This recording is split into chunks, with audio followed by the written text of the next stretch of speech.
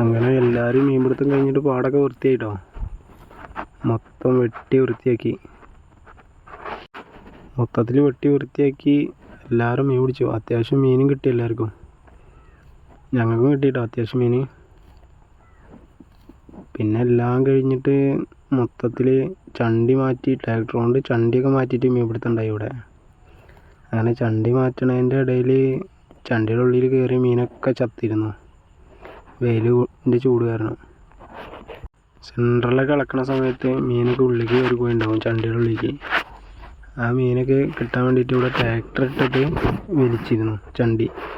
അങ്ങനെ വലിച്ച സമയത്തൊക്കെ മീനൊക്കെ കുറേ ചത്തിട്ട് കിടന്നിരുന്നെന്നാണ് പറഞ്ഞു. വൈകുന്നേരത്ത് വെയിലൊക്കെ കയറിയിട്ട് ജസ്റ്റ് ഒന്ന് ഞാൻ പോയി നോക്കുമ്പോഴാണ് മൊത്തം മീനും ചത്തു പോയിക്കണം. ഇത് ഈ ട്രാക്ടർ ഇട്ട് വലിച്ചപ്പോൾ പറ്റിയതല്ല കേട്ടോ.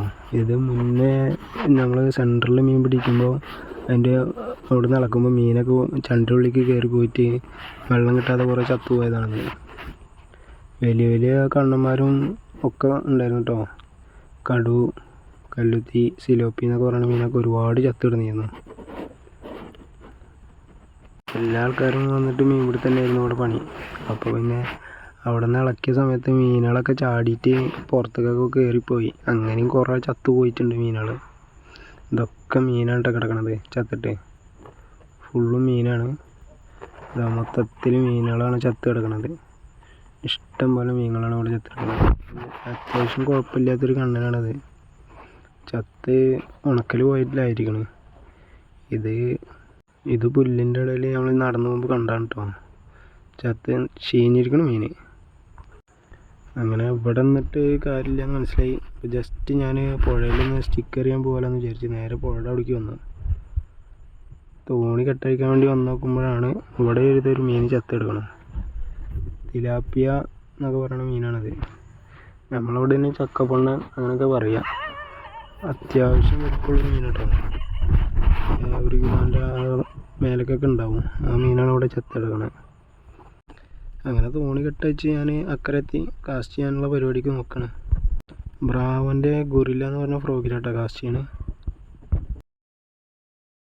കുറേ നേരം കാസ്റ്റ് ചെയ്ത് മീനൊന്നും അടിച്ചില്ല. അങ്ങനെ നൈറ്റായ കാരണം ഞാൻ വീഡിയോ എടുക്കുകയും ചെയ്തില്ല.